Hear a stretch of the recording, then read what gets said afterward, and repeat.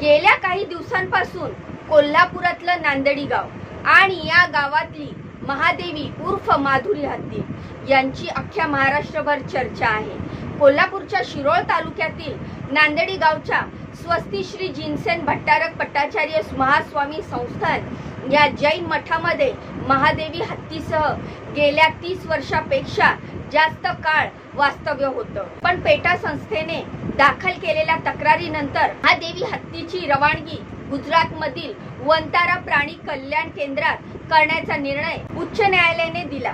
पुढे सर्वोच्च न्यायालयाने हा निकाल कायम ठेवण्यात आल्याने महादेवीची रवानगी वंतारामध्ये करण्यात आली। त्यावेळी महादेवीसाठी अख्खं नांदणी गाव भावुक झाल्याचं दिसून आलं।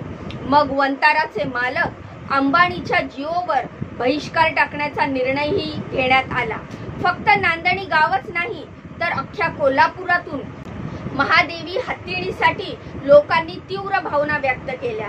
लोकप्रतिनिधींमध्ये यामध्ये लक्ष घालत नसल्याची खंतही गावकऱ्यांनी व्यक्त केली आणि मग कोल्हापूरचं राजकारण महादेवी भोवती फिरायला सुरुवात झाली। विरोधकांसह सत्ताधारी आमदार खासदार यांनी देखील महादेवीला नांदणीमध्ये परत आणण्यासाठी प्रयत्न सुरू केले। काही पुढाकाऱ्यांनी सध्याची मोहीम हाती घेऊन हत्तीणीला परत आणण्यासाठी प्रयत्न केले। याचाच पुढचा भाग म्हणून सत्ताधारी आमदार खासदारांच्या प्रयत्नातून शुक्रवारी 1 ऑगस्टला वंताराचे सीईओ आणि त्यांची टीम कोल्हापुरात आली। जैन मठाच्या मठाधिपतींसोबत त्यांची बैठक झाली। या बैठकीत नक्की काय झालं, वंताराच्या सीईओचं म्हणणं काय आहे आणि महादेवी हत्ती नांदणीमध्ये परत येणार का याची संपूर्ण स्टोरी सांगणारा हा आजचा व्हिडिओ आहे। तर नमस्कार मित्रांनो, मी रीमा माझ्या YouTube चॅनलवर तुमचं खूप खूप मनापासून स्वागत करते। सध्या कोल्हापुरासोबतच अख्ख्या महाराष्ट्रभर चर्चेचा विषय असणारा म्हणजेच माधुरी हत्तीणी। या हत्तीणीला नांदणीमधून वंतारामध्ये पाठवण्याचा निर्णय सर्वोच्च न्यायालयाने देखील दिलेला आहे। तर याबाबतच काय बैठकीत चर्चा झालेली आहे ही आपण या संपूर्ण व्हिडिओच्या माध्यमातून सांगणार आहे। त्यामुळे व्हिडिओ पूर्ण बघा, व्हिडिओला लगेचच लाईक करा, चॅनलला सबस्क्राइब करा, कारण माझ्या चॅनलवर मी टाकत असते नवीन आणि लेटेस्ट अपडेट। तर मित्रांनो, सर्वोच्च न्यायालयाच्या निकालानंतर 28 जुलैला महादेवी हत्तीणीची वंतारा इथे पाठवणी करण्यात आली। यावेळी जैन मठाच्या मठाधिपतींसह अख्खं नांदणी गाव रडलं होतं। इतकंच नाही तर महादेवी हत्तीणीच्या डोळ्यातून सुद्धा अश्रू वाहत असल्याचं पाहायला मिळालं। हे सगळं दृश्य अंगावर काटा आणणारं होतं। मग गावकऱ्यांनी आपल्या महादेवीला परत आणण्यासाठी एक आगळी वेगळी मोहीम सुरू केली। महादेवीला ज्या वंतारामध्ये पाठवण्यात आलं त्या वंताराचे मालक अंबानीच्या जिओवर बहिष्कार टाकायला गावकऱ्यांनी सुरुवात केली। आमच्या महादेवीला तुमचे मालक घेऊन गेल्यामुळे आम्हाला तुमचं सिम कार्ड नको असं जिओच्या कस्टमर केअर वाल्यांना गावकऱ्यांनी ठणकावून सांगितलं। त्यांच्या ऑडिओ क्लिप्सही व्हायरल झाल्या होत्या। गावातल्या जवळपास 60,000 लोकांनी जिओचे सिम कार्ड एअरटेलला पोर्ट केल्याच्या बातम्याही आल्या। यामध्ये माजी खासदार राजू शेट्टींनी आपलं जिओ कार्ड पोर्ट केल्याचा व्हिडिओ देखील व्हायरल झाला होता। आमच्या भावनांचा विचार न करता सत्तेचा वापर करून आमच्या हत्तीणीला नेण्यात आलं। पैशाच्या जीवावर रिलायन्स इंडस्ट्री दादागिरी करते, त्यामुळे आम्ही सगळ्यांनीच कार्ड बदलण्याचा सामूहिक निर्णय घेतल्याचं राजू शेट्टी यांनी जिओच्या कर्मचाऱ्यांना सांगितलं। तसंच महादेवीची वंतारामध्ये रवानगी झाल्यानंतर हा निर्णय म्हणजेच एका बड्या उद्योगपतीच्या बालहट्टासाठी समाजाच्या भावनांवर कुरघोडी करण्याची प्रतिक्रिया शेट्टी यांनी दिली। त्यांच्या नेतृत्वात गावकऱ्यांकडून मोर्चाही काढण्यात आला होता। तर येत्या रविवारी नांदणीपासून कोल्हापूर जिल्हाधिकारी कार्यालयापर्यंत राजू शेट्टी यांनी आत्मकलेश पदयात्रा काढणार आहेत। त्यानंतर कोल्हापुरातील काँग्रेसचे प्रमुख नेते आणि विधान परिषदेचे आमदार सतीश पाटील यांनीही याबाबत भूमिका घेतली आहे। 30 जुलैला सतीश पाटील यांच्याकडून महादेवीला परत आणण्यासाठी देखील मोहीम घेण्यात आलेली आहे। एक स्वाक्षरी महादेवीला आपल्या घरी आणण्यासाठी या नावाने ही सह्यांची मोहीम सुरू करण्यात आलेली आहे। सतीश पाटील यांनी गुरुवारी 31 जुलैला नांदडी इथल्या मठाला भेट देत परिस्थितीचा आढावा घेतला। त्यावेळी त्यांनी माध्यमांशी संवाद साधला।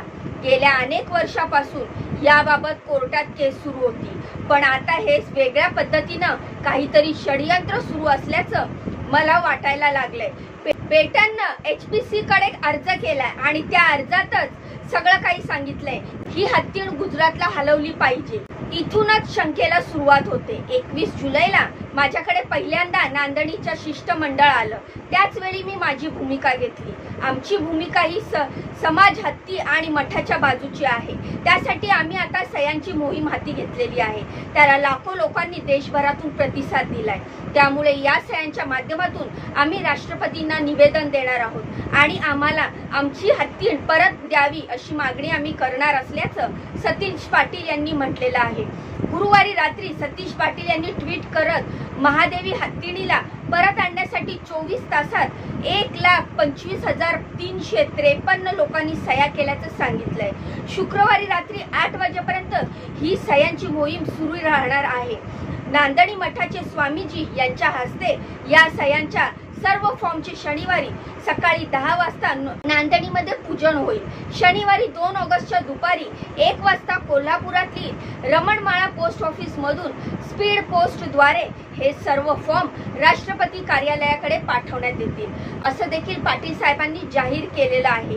एकीकडे या सगळ्या गोष्टी होत असताना सत्ताधारी खासदारांकडूनही महादेवीला परत आणण्यासाठी प्रयत्न सुरू झाल्याचं पाहायला मिळतंय। भाजपा खासदार धनंजय महाडिक यांनी महादेवी हत्तीणीला परत आणण्यासाठी केंद्रीय वन मंत्री भूपेंद्र यादव यांना एक निवेदन सादर केलंय। महादेवीला परत आणण्यासाठी आपण सगळे प्रयत्न करणार असल्याचं महाडिकांनी म्हटलेलं आहे। यावेळी कायदेशीर पर्याय तपासून शक्य ते सगळे प्रयत्न करू असं आश्वासन त्यांना केंद्रीय वन मंत्र्याकडून देण्यात आलेलं आहे। तर धनंजय महाडिक यांचे चिरंजीव कृष्णराज महाडिक यांनीही याबाबत भूमिका मांडली। त्यांनी जैन मठाला भेट देऊन मठाधिपतींशी संवाद साधला।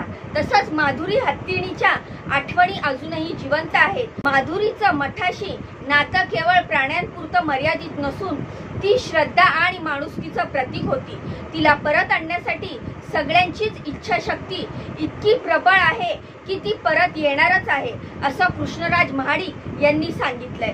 यासोबतच शरद पवार गटाचे माजी प्रदेशाध्यक्ष जयंत पाटील यांनीही नांदणी मठाला भेट दिली। यावेळी प्रतिक्रिया देताना त्यांनी सरकारनं या मठाच्या बाजू आणि हत्तीणी व्हावा यासाठी स्पष्टपणे भूमिका घेणं गरजेचं आहे। सरकारने सकारात्मक भूमिका घेतली असती तर हा प्रसंग टळला असता।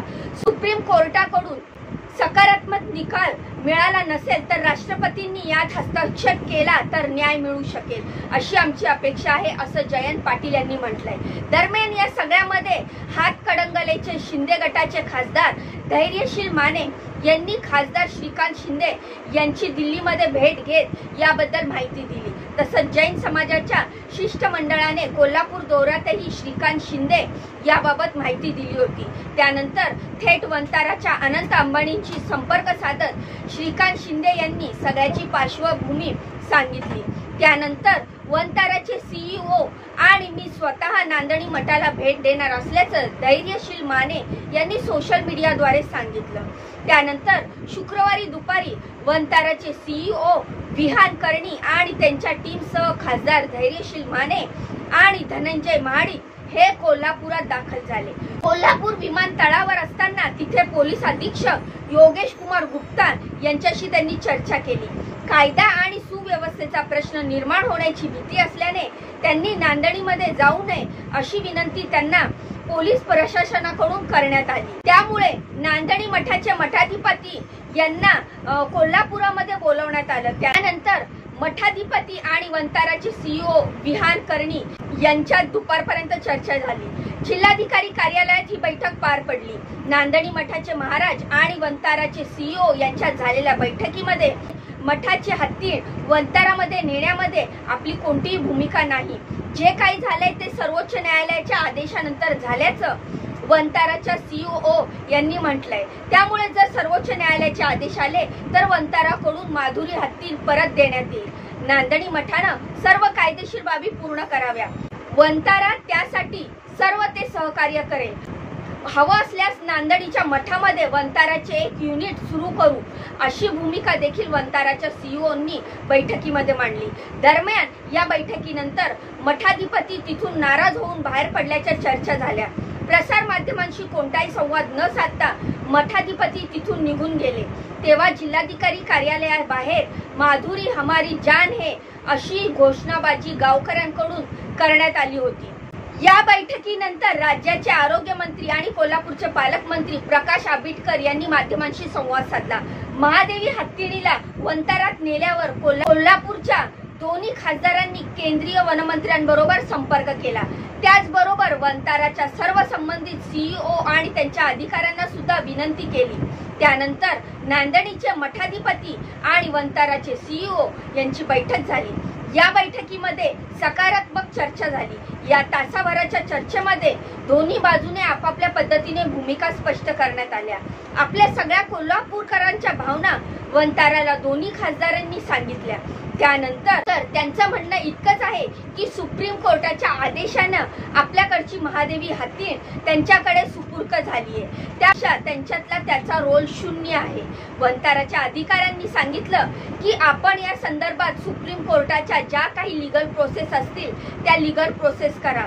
त्याला अपेक्षित सहकार्य करण्याची जबाबदारी वंताराच्या सगळ्या यंत्रणेची आहे।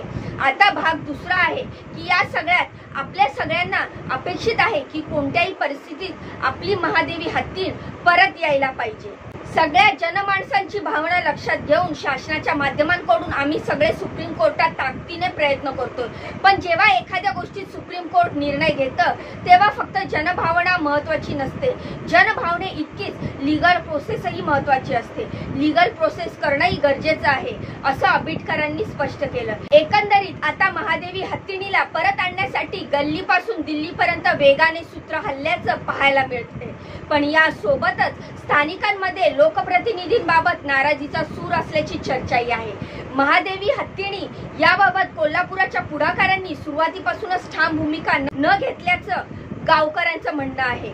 याबाबतच राजू शेट्टी सोडले तर स्थानिक नेते, आमदार, खासदार आणि राज्य सरकारनं सुरुवातीला मौन व्रत पाळल्याचे आरोप झाले।